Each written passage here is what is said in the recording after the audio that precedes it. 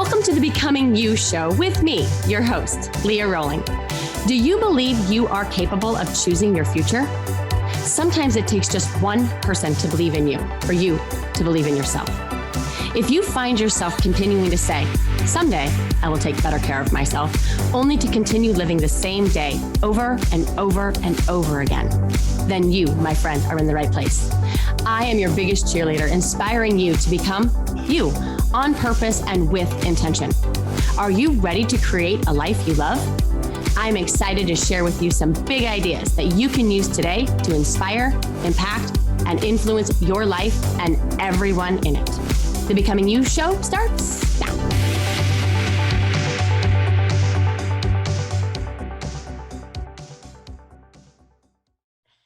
Happy Friday. How are you? How is your week? I hope that you spent the week reflecting on just that this week. How are you and how your week is going? I think for so many of us, we get caught up just going through the motions, caught up waking up and just going through our day, going to bed and repeating. Sure, it feels comfortable. It feels familiar, but if you want more for your days and your weeks, a sense of aliveness and connection, then this episode is for you. I think sometimes we think the opposite of unhealthy, sick, disease, whatever you want to call it, is health. But what if it wasn't? What if health was just an expectation? Health is that comfortable state, that familiar state. But what if something was more available for you, something more magical, something more invigorating, more exciting?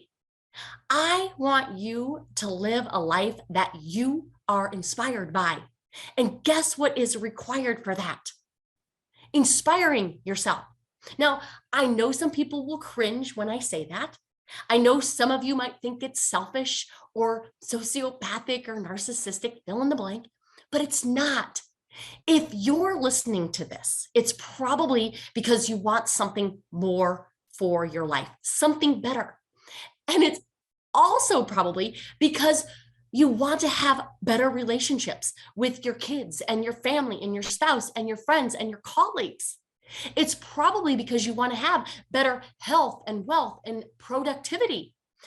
Personal development is the way to have the impact you want on those that you lead and you manage and you serve and you love. How is that selfish? How is bettering your life so that you can be better for others selfish? I get it. I used to think that too. I used to think that everyone mattered more than me. I thought it was selfish to offer up what was going on for me. I used to just listen. But what if it's selfish to make them do all the talking? I think it's selfish not to take care of yourself and make it be somebody else's job. I also think it's selfish to not love you and expect other people to do it for you. So that's what we're going to talk about today. In order to live an inspired life, you have to start with inspiring you. So what does that require? It requires a certain paying attention to you. It requires being interested. It requires my favorite connection words: empathy, enthusiasm, and encouragement for yourself. Allowing yourself to matter. Allowing you to love you as you are. Exactly as you are, no change required. Now, sometimes when I say that, people will be like, well, if I love me for me and no change is required, then why bother with any of this personal development stuff, this self-mastery stuff? Why would any of it matter? For those of you that have kids and you love them, think about what you want for them. When you love someone, you want more for them, the best for them. I'm guessing when they learned how to read, you weren't like, okay, well, since you know how to read and I love you, we can just be done with all the nonsense of reading. I'm also guessing that you're enrolling them in the next grade level, right? Encouraging them to do extracurriculars like art and music and sport. Why would you do any of that if you love them right where they are? Because when you love someone, you want more for them, the best for them. Here's what else I know. If I can love me, then I can pretty much love anyone. So let's talk about it. In order for you to truly love yourself, you have to know yourself. I talked about knowing yourself, acknowledging yourself in the last episode. So if you missed it, give it a listen. So now that we know ourselves, or on the journey to know ourselves, we can practice loving ourselves along the way. So what does it look like? What does this self-love look like? It looks like having our own back. It looks like prioritizing ourselves and answering our wants. Self-love is forgiving. It is kind. It owns the responsibility of loving and taking care instead of making it be someone else's job. Self-love is not always happy. It's not always perfect, but it's also not shaming and criticizing and minimizing and justifying. So many of us think that we can hate ourselves better. We beat ourselves up and we look for proof that indeed we are broke and then fault find. We throw ourselves a pity party of all the ways that there is something wrong with us. And in our efforts to make ourselves worthy, whole through shaming and criticism, we end up further broken, waiting for something or someone to rescue us. We hustle more for our worth, only to get more confirmation that we are lacking in some way, that we're not a good enough wife or a good enough mom. I mean, just look to Facebook and Insta and Pinterest for that.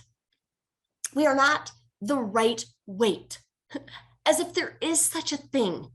We are in the wrong job. Why can't I do what I love and make money? In the wrong marriage. Again, maybe this one will be better for me. P.S. The only person that needs to be better for you is you. Maybe this person will rescue me from all of it. P.S. You don't need rescued. You don't need saved. No one is coming. No one ever needed to. The only person qualified to rescue you is you.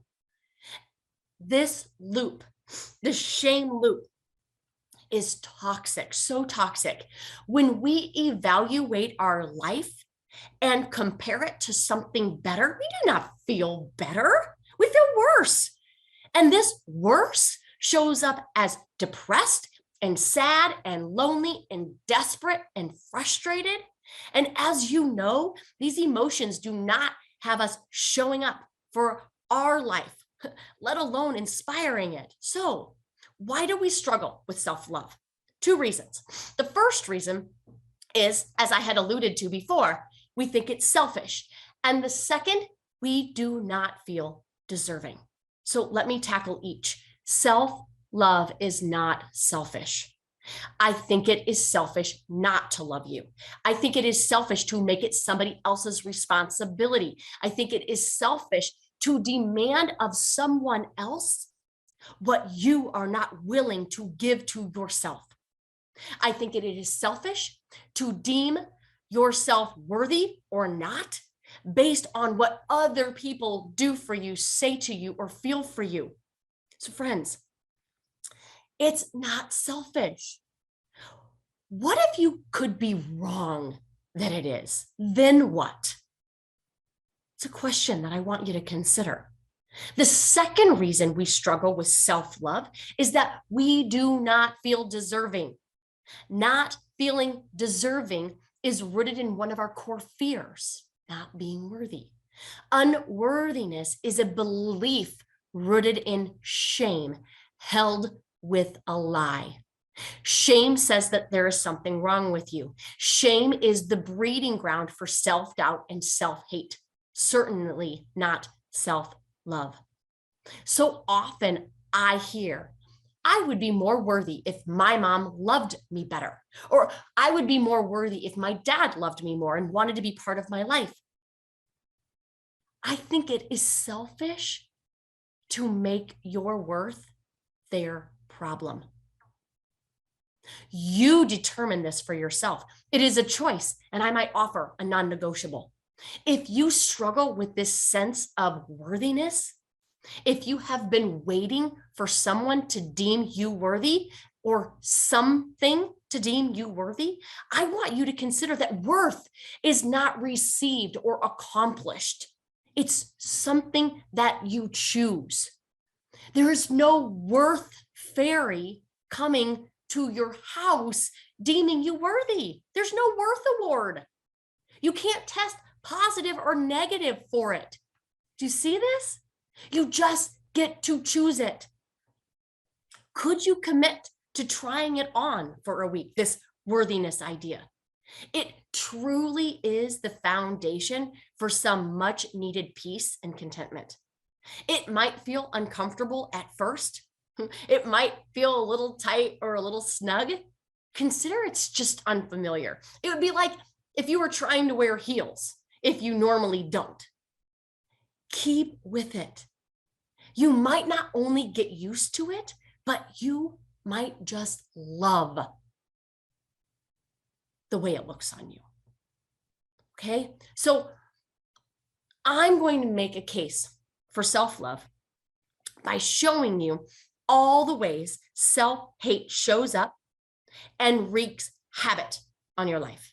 Havoc on your health, on your wealth, on your relationships, on your productivity. It looks like body hate when we diet and binge and purge and compare and criticize. It looks like retail therapy, so you don't have to, quote unquote, feel feelings of despair and hopelessness and frustration. It looks like social media scrolling and comparing and judging other people's photoshopped life with the one that you are actually living. It looks like chasing inappropriate partners in a fruitless attempt to feel special, loved, and wanted. It looks like sabotaging relationships and friendships and marriages so they leave you to confirm your abandonment issues. It looks like you leaving your relationships so that it was on your terms. If you don't get too close, you won't get hurt. If you leave before they do, you will not be left. When we look for an outside solution to an inside problem, we feel even more alone and empty and desperate and hopeless. Because as long as we continue to look outside of ourselves for validation, the search will never be over. Lack of self-love shows up as a lot of people pleasing others, or at least an attempt at your expense. It shows up looking like indifference. It shows up whatever is good for you, or it doesn't matter to me when it does. It looks like being quiet, asking for permission, waiting for validation. It doesn't look like you choosing you. It doesn't look like you choosing you at all. It shows up finding our life as to not feel or put anyone else out. Lack of self-love shows up as perfectionism. Seems counterintuitive. You would think that aiming for perfect, having everything just so, being accomplished, being successful would cultivate self-love. Good God, no. Unfortunately, perfectionism is rarely for ourselves, but for others. It is validation seeking. And whenever we allow others to validate our worth, we have a hefty amount of expectation pain. Other people suck at being who we want them to be. They are very good at being them.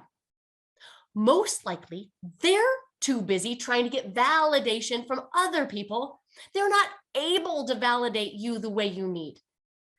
And when that doesn't happen, and it won't in the way you need it to, we end up feeling more unworthy. And our perfectionistic tendencies and our need for accomplishments and successes leave us hustling to the next thing and exhausted, no doubt.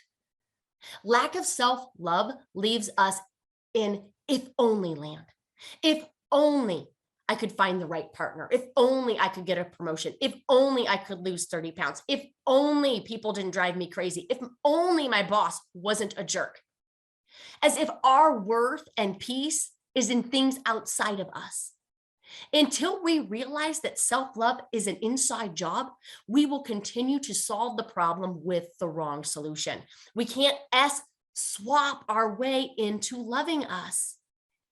If we spent more time on this question, if only I could learn to love myself and go to work doing that, we would most likely not struggle with getting the promotion. We would have it, or we would leave.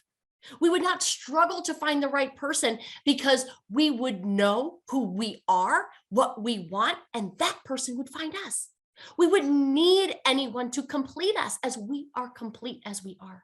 It just so happens when we start loving ourselves and not depending on anyone to do it for us, we become 1,000 times more lovable. We would not struggle with the 30 pounds because we accept where we are and how we got here lovingly. And then from self-love, we nourish and move our bodies in a way that just so happens allows us to drop the weight. All behaviors are emotional, and we take care of things that we love. If hating ourselves was the way, you guys think about it, we would all be whatever weight we want. We would not struggle with people, because when we drop our people pleasing and our perfectionistic tendencies and our expectations and our manuals, we would know that nothing we experience is outside of ourselves, that no one person is to blame for how we feel. When we can extend the forgiveness to ourselves for these preconceptions, it's so much easier to do it for others. When we spend our time fixing and hustling for approval, trying to do more, do better, instead of being better as a state of mind, we will always fall short proving ourselves right, proving that we need fixed. This looks like self-love. This looks like personal development. This looks like growth. It is not. Self-love meets us where we are. Self-love is available even when we don't succeed, especially when we don't. It is easier, at least easier, to love us when we do something awesome, but more challenging when we fall short, fail. What if you could love yourself more, even when you fail? What if you didn't have to make it mean all that we make it mean? What if it was just a negative emotion? Oh, wait, it is. What if we got really good at feeling failure, cultivating more failure tolerance? You used to be really great at it. Think about it. When you were a kid learning to crawl, then to walk, did you just give up on the whole walking thing when you fell? When you learned to read, did you just give up on reading when you couldn't sound out a word? When did you make failure mean something about you? When did you use it as more proof that you were not capable, worthy, or smart? What if it didn't have to mean anything? Because you know what? It doesn't. If anything, this failure, it means that you're trying new things. You're getting uncomfortable. You're putting yourself out there to be successful. Growth and failure are on the other side of ease. You don't have one without the other. Loving you is your job. It's not anyone else's. And it can be so fun, so empowering. And if I can love me, I promise you, you can love you. This self-love journey for me, it came from exhaustion. It came from me trying all of the things, none of them working. This was posed as an option for me to choose. Leah, what would happen if you tried loving you the way you love others in your life? It doesn't mean loving me in spite of others, rather in addition to. I figured, you know what? Nothing else has worked. Why not? Loving me was the single most important decision I think I've almost ever made. It has changed my life in ways that I never thought possible, ways I never thought possible from a self-love practice. I mean, self-love seems so fluffy and selfish, almost too simplistic. Wisdom generally is. Simple in theory, not necessarily easy in execution.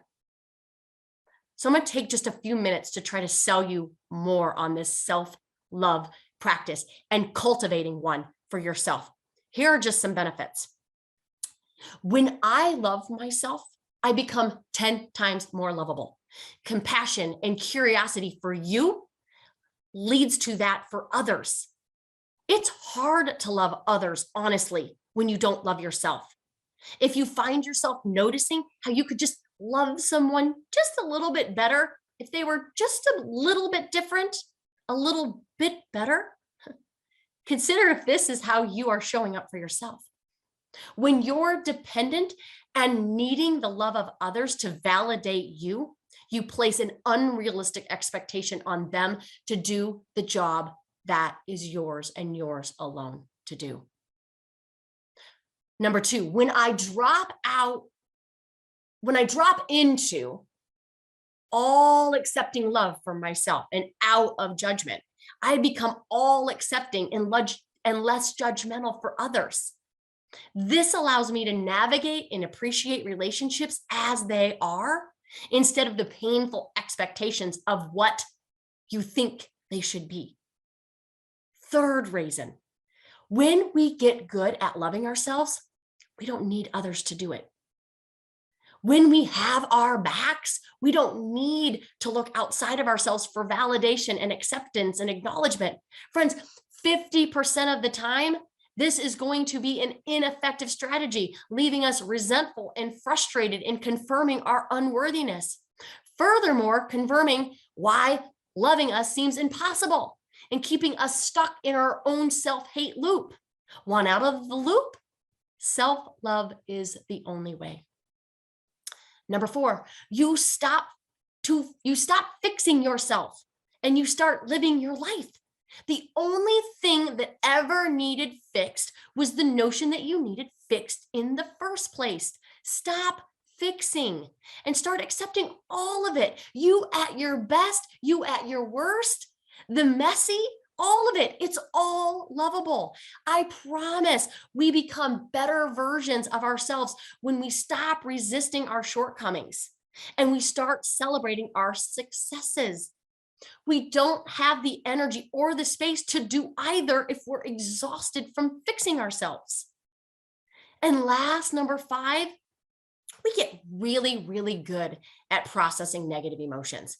You become better at embracing disappointment and rejection and embarrassment and failure and humiliation, as you no longer use these emotions to confirm your own self-hate, rather to support your quest to love yourself unconditionally.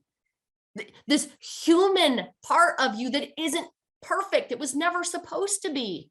You no longer make feeling disappointment mean that you're a disappointment. You no longer make feeling rejection mean that you are rejected. You don't make feeling embarrassed mean that you're an embarrassment. When we build up some negative emotion tolerance, we bust through our fears and courageously embrace what it means to live a life full of expression, boldly and honestly. Rarely can true love extend to others if not cultivated within. Self-hate does not motivate Rather, it leaves us disconnected from ourselves, not knowing who we are, pretending to be anyone other than who we are. So out of touch with who we are being that we don't even know what we are not and who we are. If self-love is the end goal, how do we get there? The same way we get anywhere. Persistent progress, patient practice, non-hurried effort, and managed expectations. Here's what I mean. Persistent progress. Let's say we are taking a bike ride from one side of town to the other. Now, if we are pedaling our way across town, we are for sure going to get to the other side if we don't stop pedaling. Patient practice. If we go too hard, too fast, we might run out of steam and quit before we get across town. If we give up and stop pedaling altogether, we are assured of not getting to the other side at all. Non-hurried effort. There's no rush.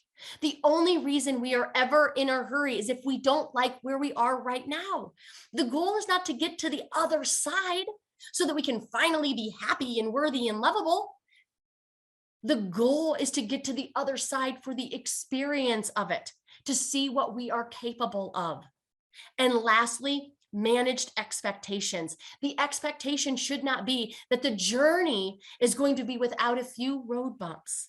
We might encounter some detours, some flat tires, some traffic. Yes to all of it. We will learn along the way, as growth rarely happens in ease. So as it relates to self-love, consider it's a practice, an intentional practice of prioritizing you on the daily, offering up your self-compassion and curiosity when you hit a pothole or a fork in the road, offering compassion, knowing that you are capable, and then you will figure it out. Offering curiosity around who you are being and who you need to be to embrace the struggle and move through the pothole and decide the path without doubt. Who are you if you're not hating you? Who could you become if you embraced your worth and offered the love that is yours to give back to the keeper and the feeler of it? You.